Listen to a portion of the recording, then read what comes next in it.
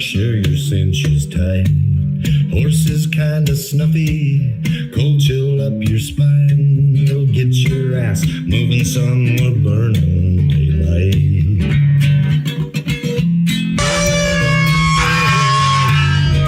Howdy there, I'm Matt McKinley and we're burning daylight. In the saddle till the job's done right. Welcome to Burning Daylight, the only podcast for the working cowboy. Well, howdy there, daylight burners. Happy Friday. I hope the weekend is going to treat you well. I hope the week has treated you all right. And, I'm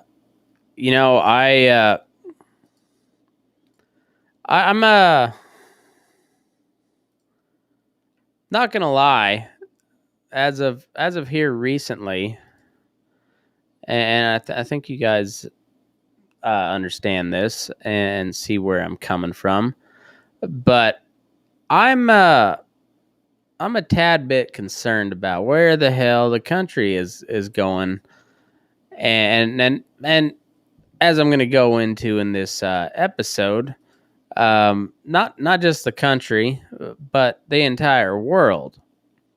And so I've titled this episode World War Thrice, History is a Parallelogram.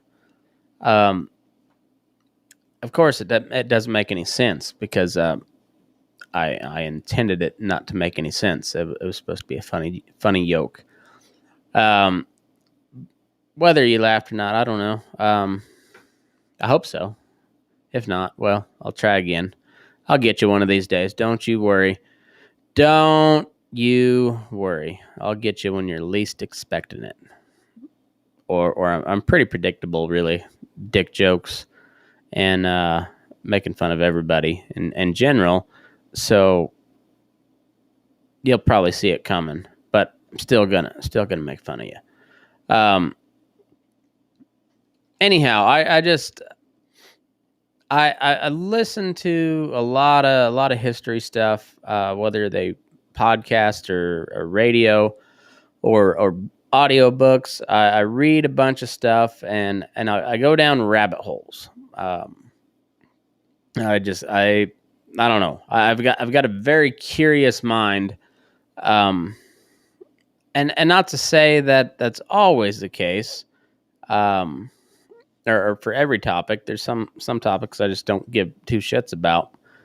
But when I do find something that really catches my interest, like, I'm just that's where I'm at all the time. That's what I'm thinking about. It annoys the shit out of my wife, and I can't help it. And I'm gonna make up a diagnosis. I'm going to say that I'm autistic just because, I can.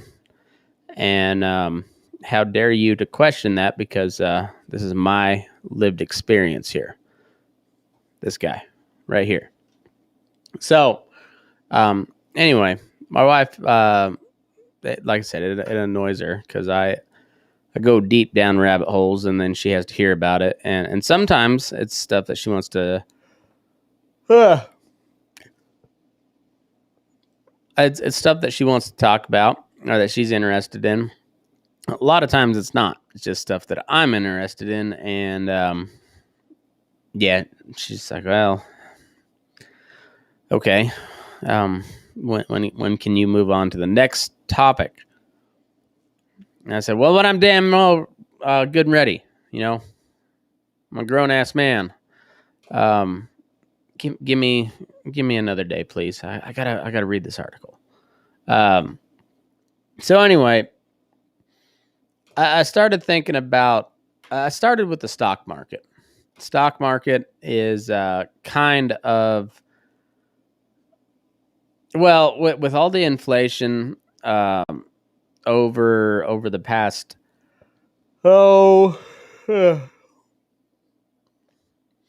What would you say?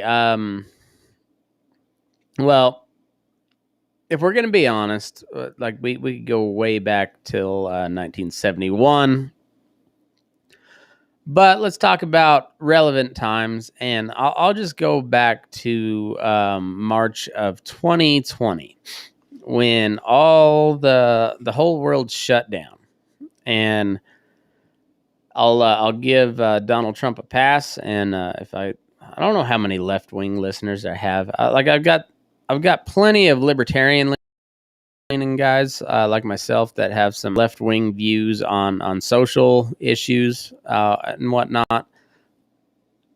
But I do. There was one gal that listened for a while that was like a hardcore Joe Biden supporter, and she listened to the show and actually enjoyed it. So hats off to her, because there's not many left wing people that are tolerant of dissenting views. I mean, not that the hardcore right wings much better, but the right wing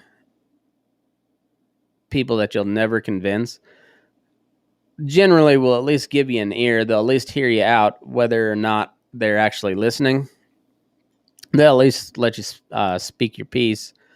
The left wing doesn't do that anymore. So hats off. Like I said, I wish I could remember her name. Probably my only like true lefty listener. So I apologize. And hopefully you don't send me into the woke court or whatever they do. But anyhow, back to the inflation issue. That I'm going to put that right square at March 2020, when the pandemic, all the stuff started happening, the lockdowns, the mandates, and basically the economy comes to just a giant screeching, grinding halt. And then, even though the brakes were still on, and you're running out of air pressure, having a hard time keeping those engine RPMs up, and well, eventually, yep, been a long day. But eventually, like, you get to kind of moving forward again, but your brakes are still locked. Your I guess wheels, what you call them on the train. I don't know the rail. No, the rails are what you're on, but I guess the steel wheels are ground off flat at one point, so they still turn, but it's like the Canadian cars in South Park, where everything's got square wheels. That's kind of what it's like when your economy comes to a grinding halt. And we'll get into some of the causes behind that here later on. But that's that's really the response to like the economy coming to a grinding halt, which was all, I mean, it was pandemic related, but it was all 100% government induced, because a virus is going to do what it's going to do. We've already established that fact many a times. Mask mandates, vaccine mandates. Amy Coney Barrett, I just shared to me. I think I'm going to go ahead and make that the the cover art for this episode. But you remember when Amy Coney Barrett was going through her Senate confirmation hearings, she had a notepad in front of her, and they asked her what she had wrote on it for notes, and she held it up, and it was blank. Made a great meme format. So I went back, a little callback, and then of course I put a little text box on there that says "Mandate this dick." Supreme Court just shot down the the OSHA vaccine mandate, so it was as a way to get around Congress and allow, or well, attempt for Joe Biden to just use executive authority to order that the occupational safety and health administration, I think it's what it's called, OSHA, directed them to require mandatory vaccines or mandatory testing for COVID for all companies over 100 employees, which is the vast majority of covers something like 84 to 100 million. I think 84 is what I seen, but I seem to remember when it first went into effect, when it was first announced, saying that it was going to be 100 million. So I'm gonna just split the difference there. So 100 minus 84, that's what, 16. So 84 plus 8 would be 92. We're going to go call it 92 million people affected. That's a lot of millions, and a million is a lot of singles. So you've got a million of singles times a whole lot of millions that are affected by this, and are facing the possibility of losing their job should you not take this experimental vaccine that lots of people in very high positions of power stand to make a lot of money, and already have made a lot of money because of these vaccines. Sure, there is nothing shady going on behind the scenes. No collaboration between corporate America and the U.S. government. None whatsoever. We are all on the same page here, comrade. And it just... I went off on a tangent. Now I'm trying to get back to my original point, but I don't exactly remember what that was. Anyhow, this has that led to the greatest one day, or one of the worst one day drops in the stock market. It was when everything came to a screeching halt. And we found out, I covered it, me and Aaron covered it here a couple weeks ago, about all these elected officials that either bought stock in like medical supply companies that made masks, and places that made hand sanitizer, and then dumped stocks in airlines and cruise ships and movie theaters, live entertainment venues, hotels, all of that. But don't worry, we're gonna print a bunch of money so that you guys don't go under, and while this all happens. And it's amazing how it's just amazing how all this works perfectly, and we find out that all of this is going on, and there's no investigation, no charges brought, no nothing. But if me and you did the same thing these people did in the same circumstances, without being an elected official, we would be in court so fast, so fucking fast. But all of this parallels. So I don't think the stock market dip in 2020 was, I think it's kind of borne out to be true that wasn't the Black Tuesday event that happened in 1929. That was maybe one of the little shakeups leading up to the next Black Tuesday, or whatever day it'll end up on. But to understand all of that, you have to understand like what led to the market crashing, and then to understand all of that led to the events that led up to the stock market crashed. You have to go back to World War One, and then like you can keep going back, and it all ties in somewhere. But I'm not going to do a marathon podcast, so I got to work in the morning, and I also got to put this up in the morning. I don't have to, I guess, but I try to make sure that I put it up on a schedule for you guys, because I've already done that, and now you guys can expect that.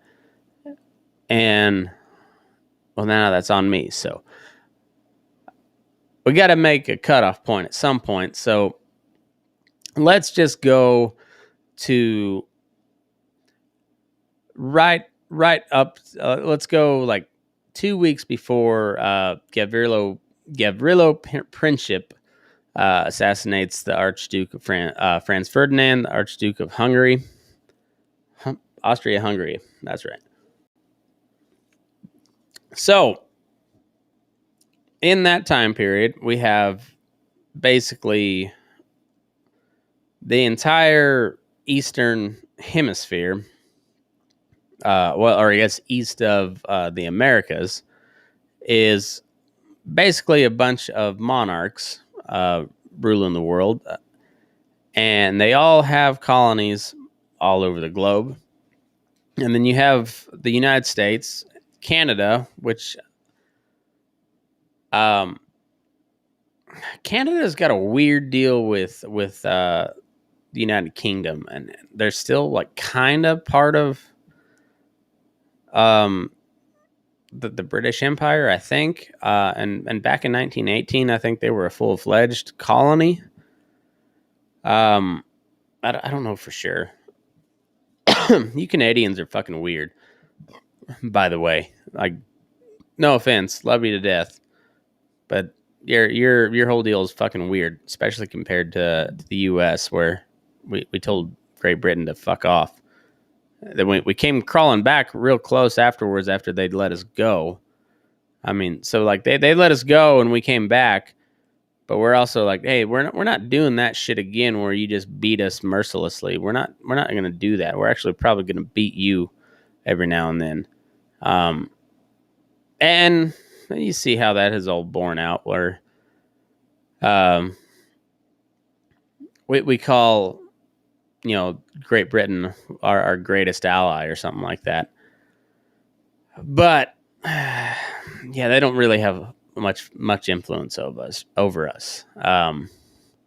Boris Johnson, by the way, he's the prime minister over there in the UK.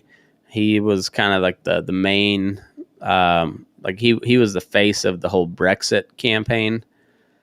And since he caught the Rona, he has been just a real authoritarian, like real quick for lockdowns and stuff. And they have another round of lockdowns over there because, we got the Omicron, we got the flu Rona, we got the Deltacron, and they locked down over there. And then he was just saw at a like basically a block party or some shit like that, where it was bring your own booze, and it was like a dance party in the park or something like that. And he had the gall to go without a mask, and so like the Brits are real pissed off at him now. So that's cool. Yeah, it's when I was talking to Evan Hafer, who's the CEO of Black Rifle Coffee here earlier this year, he made the comment. It was like it's very true. It's and as simply put and like crudely put as it was very profound. But it's like everybody's like just all of a sudden surprised that people in positions of power abuse power, and people who abuse power are pieces of shit, and pieces of shit get into places positions of power through shitty means, and people are still surprised by that, even though that's been going on since the beginning of this country. Not to even mention the rest of the world, which we typically don't as Americans. We focus on here in America first, which is a good thing. I think we should focus on America first, but not exclusively on America. So we kind of turn a blind eye to the rest of the world, and I don't know how the political climate was in all these different countries that eventually ended up at war with each other in 1914. But I can imagine that there was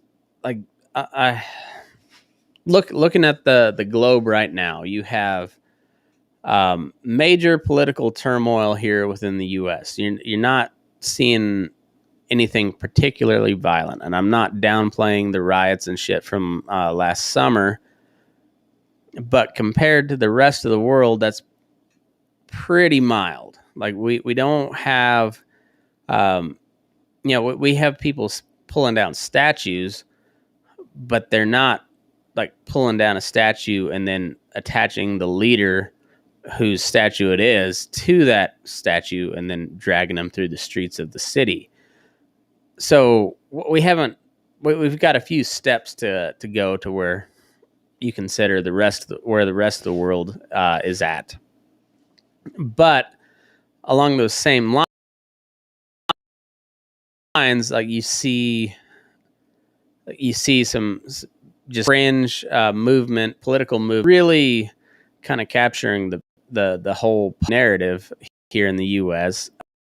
You see all sorts of authoritarians, the rest of the world, and in Europe, you see a lot of civil strife, just like you do here with extreme left wing and extreme right wing parties going at it, and so in that case, a parallelogram to like Weimar Germany, where Germany coming out of World War One, all these like brutal punishment after the Treaty Versailles, where you have the shrinking of the German military, and then like the French taking over a bunch of the land that they had conquered. I guess it was disputed land for, but France just kind of got to march in, take it over, and then also kind of shake their ass at them while they're at it. And after Germany was unable to make some of those reparation payments, then they took a little bit more land. And it seems a lot similar to the situation in Ukraine and Russia, even though Ukraine is historically been a disputed territory. So it's I don't know. It's not just as simple as like we gotta defend Ukraine. But then you also have China threatened to take over Taiwan, who we are, I guess, technically legally obligated to defend should they invade. And you have all these kind of precarious alliances like they did in World War One, that like one single issue could set off an entire chain of events that puts the whole world at war, just like it did back in 1918 and then again in 1939. But though the roles are somewhat reversed. So you still got Germany as kind of a second tier major world power, I suppose. But if you compare the United States to German monarchy that surrendered in World War One, I guess basically Prussia unified the German peoples or whatever first time, and they were bent on world conquest. Not that much different from the United States, even though in our world we kind of stuck to the Western Hemisphere until World War One. Well, now we're a relatively young nation still, and we're hell bent on world domination. And if you don't believe that, you just I don't know what to tell you. But yeah, we're hell bent on world domination, and the fact we essentially fought or stayed in this war in Afghanistan strictly over the movement of energy resources from the Asian continent to the European continent, of which Afghanistan is kind of the no man's land between those two. Whether they're competing for rare earth minerals like lithium and shit like that, or putting a pipeline through. It's Afghanistan is a lot like the Austro-Hungarian Empire, kind of in that same area, and much like pre-World War One, you have a bunch of like satellite nations that make up like the broader empire. So you have the British Empire, which the sun never sets on the British Empire. So you have anything from like the Balkans, or what's the islands off of Argentina that they fought over? The Falkland, I think, yeah, Falkland Islands, and then you got like India, China, all over the world. You got the French all over the world. You got the Germans a lot in Africa.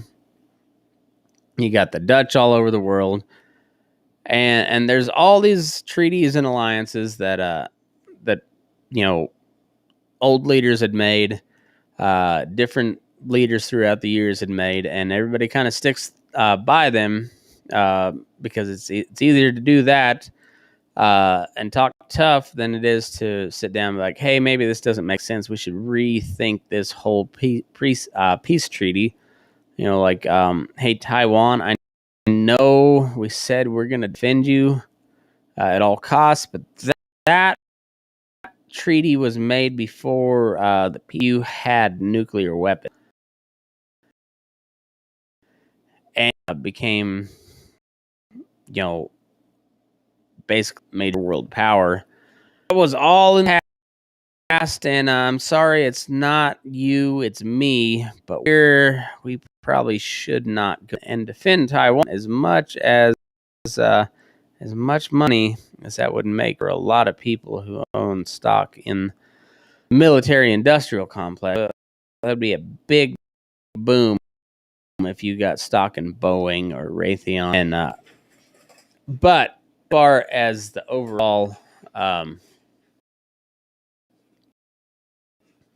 overall effects of what that would entail, it's not good really for anybody anywhere. When you have two countries just lobbing nukes at each other, that's not good for anybody. But like us stepping in and saying like, hey, we have to abide by this treaty that we signed in the 40s to defend Taiwan against mainland China, who by the way also have like 1.5 billion to 2 billion people total, and we have somewhere around 350 million. So about, what do we got? That'd be three times our population roughly would make 1 billion people. So 4.5 times our population in China. Plus the fact we'd have to sail over there or fly over there, thousands of miles away from home. Like, we got supply lines. We got a lot of supply lines in China. But if they're at war with us, I don't imagine we're still going to be able to get goods from them, which would be a problem. Let me tell you that. That would be a real problem. But anyhow, you have the German Empire kind of right mixed up in the middle. I wouldn't say they're the biggest player at the time. You got France and Germany, or not France and Germany, but France and England still basically control the rest of the world outside of the Western Hemisphere. But Germany's this upstart, ends up really kicking ass in the early days of the war. And then the war kind of grinds into just a slog, meat grinder stalemate. And what happens right about as everything's just kind of peter out and then real peace talks are going to happen, what happens then? Woodrow Wilson sends a whole bunch of doughboys, as they were called, American soldiers over there. I believe they called them doughboys because the soap they used to shine their belt buckle looked like a lump of dough, if I recall that right. So don't quote me on that. Anyhow, we sent like 1 million men over there, shifted the entire tide of the war within a very short amount of time. Germany goes ahead and surrenders, and that's where shit really went awry. Like not that World War I wasn't shit going awry, because it was the worst war in human history up until that point. And so like I said, that's why I call history as a parallelogram, because it doesn't exactly parallel history, but or history doesn't exactly parallel itself, but it's pretty similar. So while history might not be a square or rectangle, but it's definitely a parallelogram. But anyway, Germany, they lose, and in the meantime, they're I'll pull this up. Where's my I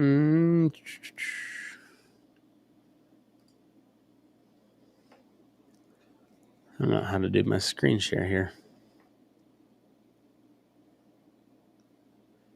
I don't know. Anyways, I'll just read it off. So,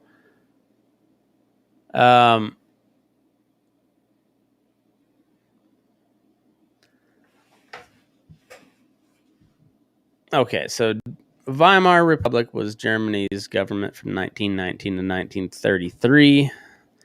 The period after World War I until the rise of Nazi Germany. It was named after the town of Weimar, where Germany's new government was formed by a national assembly after Kaiser Wilhelm II abdicated. From its uncertain beginnings to a brief season of success and then a devastating depression, the Weimar Republic experienced enough chaos to position Germany for the rise of Adolf Hitler and the Nazi Party. And say that this is also where I think a lot of these lefties get Donald Trump wrong. Donald Trump was not Adolf Hitler. I think he was more like Kaiser Wilhelm. So Germany after World War I, this is all from history.com, so History Channel. Germany didn't fare well after World War I, as it was thrown into troubling economic and social disorder. After a series of mutinies by German sailors and soldiers, Kaiser Wilhelm lost the support of his military and the German people, and he was forced to abdicate on November 9th, 1918. And this strengthens my point that Donald Trump is more like Kaiser Wilhelm. When you look at the number of officers in the U.S. Military, whether it be Army, Navy, Marines. I don't know if there was any Coast Guard people that signed off on it. Isn't that weird how does anybody know anything about the Coast Guard? I've studied military history a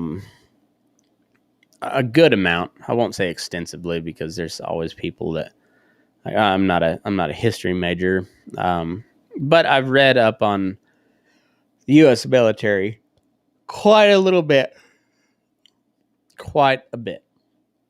And I don't know anything about the Coast Guard. So But there was a letter that was signed by something like 140 U.S. military officers that endorsed Joe Biden for president. That is something that has never been done in U.S. history, where you're in the military, you don't get involved in politics. That's how it was always intended. That there is a civilian control of the military, meaning that the president is in charge, and the president is not in the military. He's the chief executive of the country. But in time of war, when he's in office, he's also in charge of the military. Even though he may be a civilian, it's that's fine. We want the military people ordering the military around, but we want civilians ordering the military people that order the rest of the military around, because when all you have is a hammer, everything starts to look like a nail, and military people like to do military shit. And that's why you don't want them making the foreign policy decisions. If foreign policy shit goes sideways, yet those are the people that you want, that you don't want them leading the country necessarily, but leading a fight. Yeah, like you want those type of people in the military. You don't want politicians in the military, because politicians fuck everything up. Everything. So it's talking about, after a series of mutinies by German sailors and soldiers, Kaiser Wilhelm's forced to step down. Donald Trump, by election, and if you're still under the belief that the election was stolen, and you're still saying the same shit that Donald Trump is saying, which is nothing, I don't know what to tell you, but basically Donald Trump was forced to abdicate. He was the leader of the free world, and for all intents and purposes, as painful as that may be, American people spoke, and they said, "Get the fuck out." And so here we are. Now we got, who's after Kaiser Wilhelm? Well, let's find out. So after a series of mutinies, blah, blah, blah, and forced to abdicate on November 9th, 1918, the following day, a provisional government was announced, made up of members of the Social Democratic Party and the Independent Social Democratic Party of Germany, so the SDP and the USDP, shifting power from the military. So we went from the military running everything under Kaiser Wilhelm to you have Nazis, fascists. I guess they weren't Nazis yet, but they were fascists, social democrats, versus independent fascists. So real good choice there in Weimar, Germany. In December 1918, elections were held for a National Assembly tasked with creating a new parliamentary constitution. February 6, 1919, the National Assembly met in the town of Weimar and formed the Weimar Coalition. They also elected SDP leader Friedrich Ebert as president of the Weimar Republic.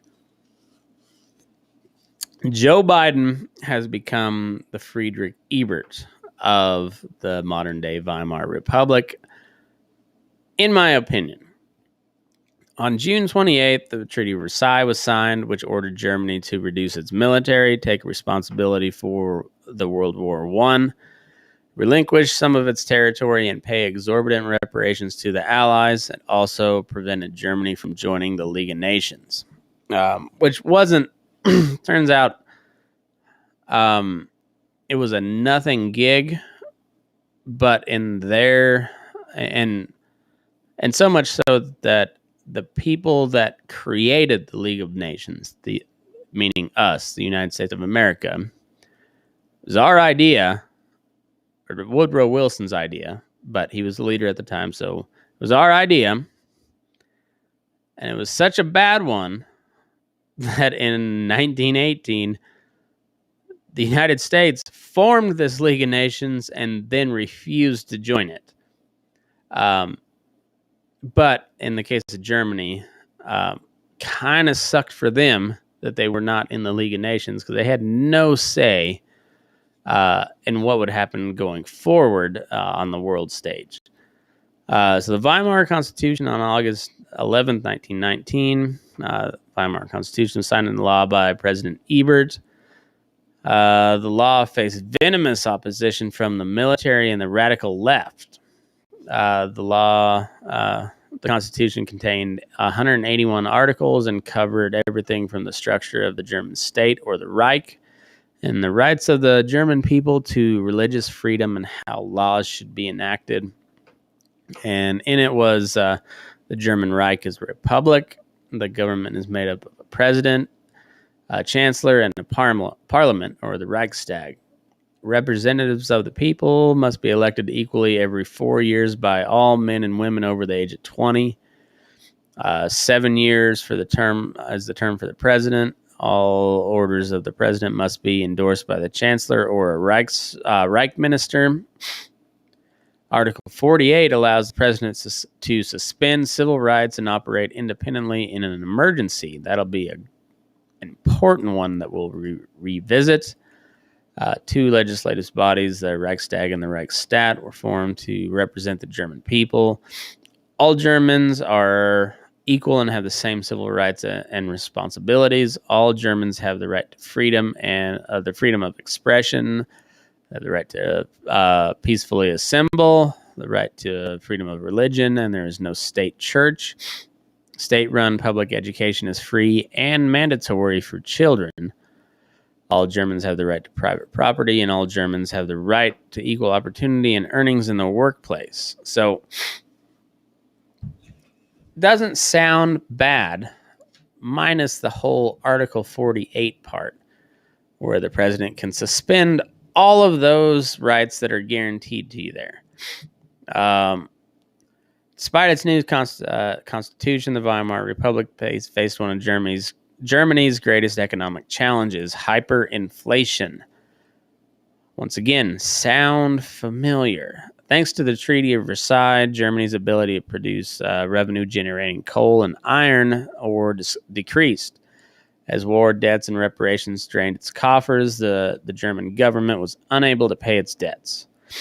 Some of the former World War I allies didn't buy Germany's claim that it couldn't afford to pay it. In a blatant League of Nations breach, French and Belgian troops occupied Germany's main industrial area, the Ruhr, R-H-U-R, Ruhr, determined to get their reparation payments from the Ruhr. The Weimar government ordered the German workers to passively resist the occupation and go on strike, shutting down the coal mines and iron factories. As a result, Germany's economy quickly tanked. In response, the Weimar government simply printed more money. The effort backfired, however, and further devalued the German mark. And inflation increased at an astounding level. The cost of living rose rapidly, and many people lost all they had.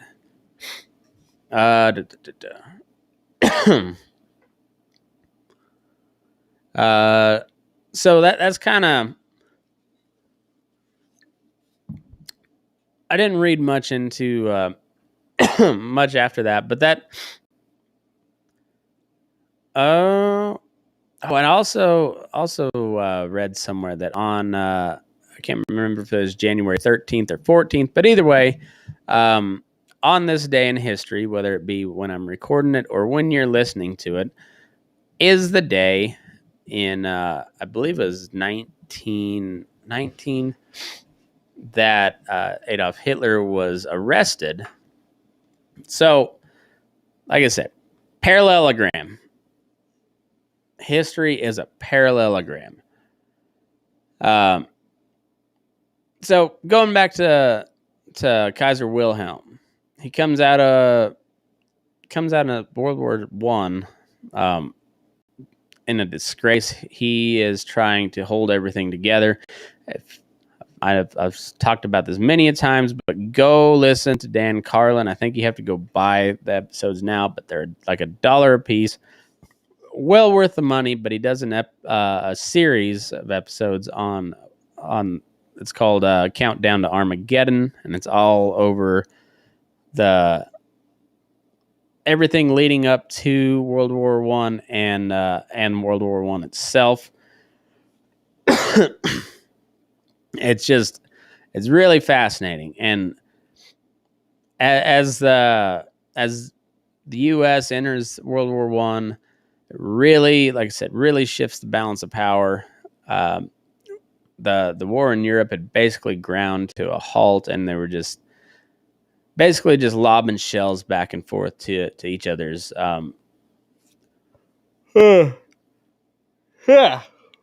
Shit.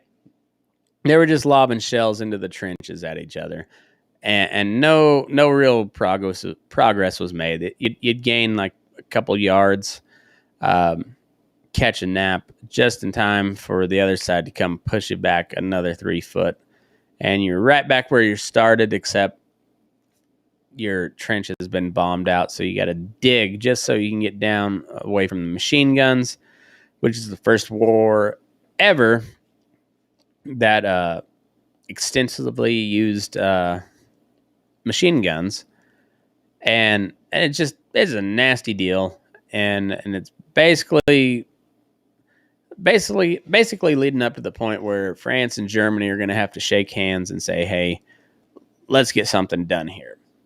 But instead, here comes Woodrow Wilson and a million doughboys, immediately shifts the power dynamic, and Germany is forced to surrender because they're running out of men, they're running out of supplies, they're running out of natural resources, or they're way behind, and they're just like, all right, we throw in the towel. Kaiser Wilhelm says, fuck it. And then there might have been something where they decide to keep on fighting. But anyhow, he had basically just full-blown mutiny from all the German military. And yeah, he's forced to, was like, all right, I'm out. Can't do it. You guys aren't going to listen to me anyway, so fuck it, I'm out. And like I said, parallelogram. Donald Trump didn't step down, but pretty well forced out. Kind of in disgrace with mutiny from high-level military. So where Germany was a lot of the just like your low-level sailors, your privates, your grunts in the infantry, they just said, "Fuck that! I'm going home. I am going home. I'm done killing for all you people. Like I've watched too many people die." And everybody's just fucking sick of it. Kind of like everybody is with COVID. Even though not as deadly. Not as deadly as World War I. And that is a fact, YouTube. You cannot challenge that fact. World War I was far more deadly than COVID up to this date. But then... And it's like every country that we have invaded over the last 50, 60, 70 years, we overthrow what seems to be just a tyrannical dictator, and everybody is happy about that. And, like things are looking up. Maybe these countries are going to modernize, but the moderate people that you want to run the shit don't win elections. It's always some radical. And there you go. You've got fascists and independent fascists, and Adolf Hitler says, "No, fuck you. I am a more independent fascist, and fuck the Jews." And that's kind of how he took power. And there's been a lot of research into how people could follow along with that. And it's, I don't know, there's a lot of different explanations for that, but I think if you look at just the basic facts of the whole deal, Germany fucking sucked after World War One. It looked like they were gonna finally end the war and just kind of go back to normal life and let the bigwigs sort it out. Except all of a sudden, there's a bunch of Americans, and now you're at the mercy of everybody. And you're pissed off, you want to fight, but you just got done fighting for 5 years in a war that meant it was the greatest war in world history. And at the end of the day, it accomplished nothing. I mean, it kind of started the downfall of monarchies, but as far as just some shift in geopolitical influence, nothing was really accomplished. And we're looking at while Donald Trump didn't withdraw from Afghanistan, he put that whole plan in motion. Joe Biden went ahead and took that and does what Joe Biden did and what he always does, and fuck it all to hell. And so it ended up badly, but when the numbers came out and they're saying we spent like something like 3 trillion, 2 or 3 trillion over in Afghanistan, and people are getting real tired of paying more money in taxes. And then you have this pandemic deal, and the economy shuts down. The stock market dips really bad, and their solution is to print more money. So I had a pretty good article on this. So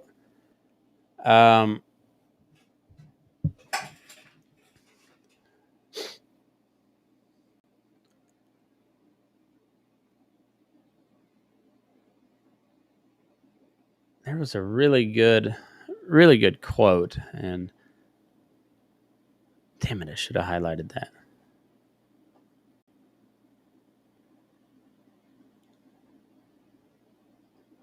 Oh, so this one deal, when the stock market collapsed at the end of the 20s, so beginning in March 15th, 1933, and continuing through the rest of the 30s, the Dow began to slowly regain the ground it lost. The largest percentage increases of the Dow Jones occurred during the early and mid 1930s. And in late 1937, there was a sharp dip in the stock market, but prices held well above the 1932 lows.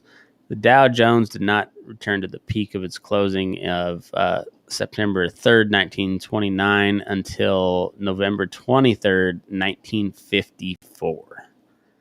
1954, 25 years later, the stock market reached back to its previous highs. 25 years it took the stock market to recover. And the stock market is just one indicator of the economy. But man, 25 years. And there was oh,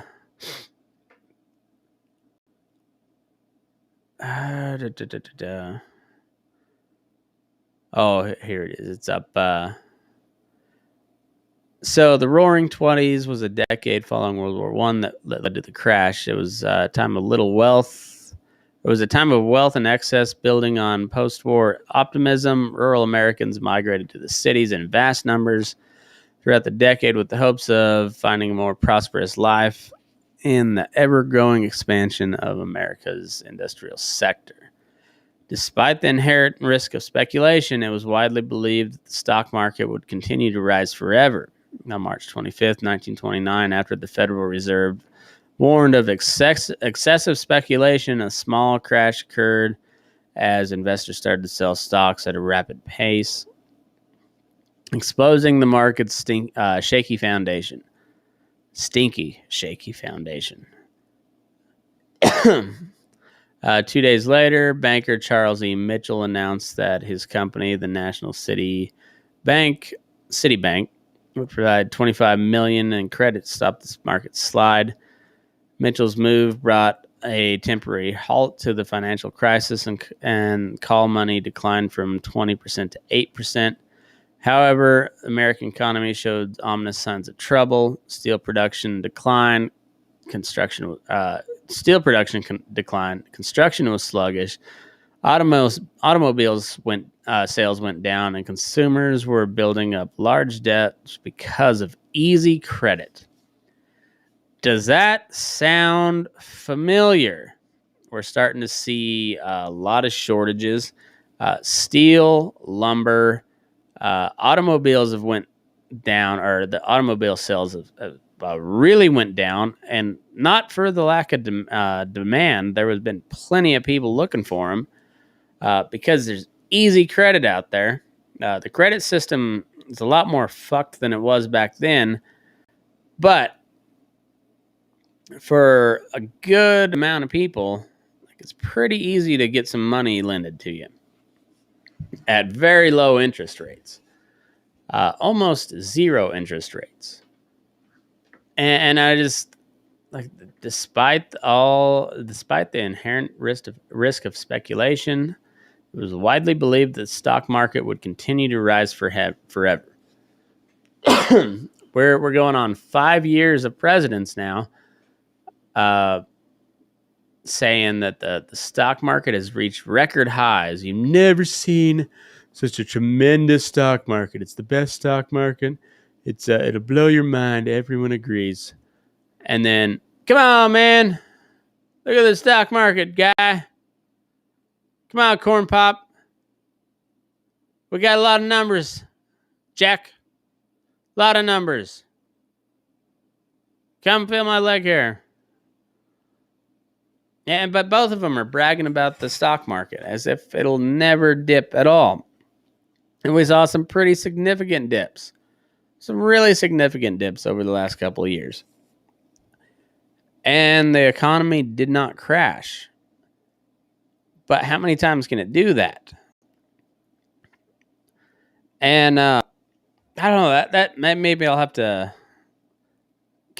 carry this one on, because where I'm at right about an hour, and I'm just feel like I'm just getting started. But like I said, I've also got to get up early in the morning. So, man, I really, there are so many parallels between the like, say, 1914 up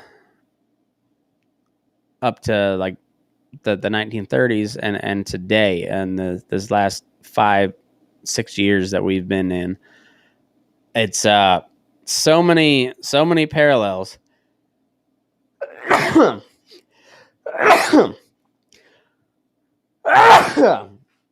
So many parallels that it's real easy to get discouraged and wonder what the fuck's going to happen here. But also, we could learn from history. We probably won't, but we could. We definitely could. And maybe this helped kind of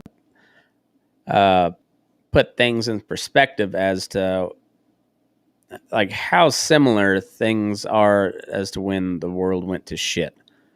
So like, we're standing on some very precarious grounds. We had some really good news, so shout out to all the 6 Supreme Court justices. Isn't that insane that a majority of 9 gets to decide whether a law that could fuck you up really bad, all it takes is 5 people to decide that that's okay, and that it stays in place. It's wild.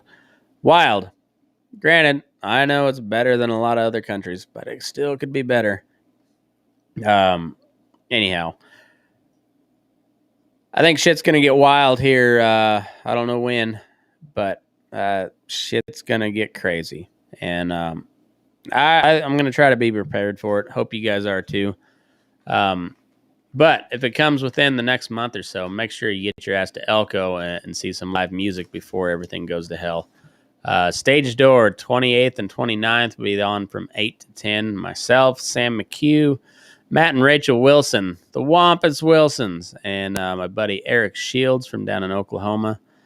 Might have a few other people stop in. I don't know yet. And If not, we're going to put on a good show regardless. It's going to be a fun time. We'll have some laughs, have some really, really good music. We'll have some storytelling, and we'll have some original cowboy poetry from myself and several other working cow hands from across the country. So, looking forward to it. Can't wait to melt some faces, and hope you enjoyed this episode. So, on that note, move your ass. We're burning daylight.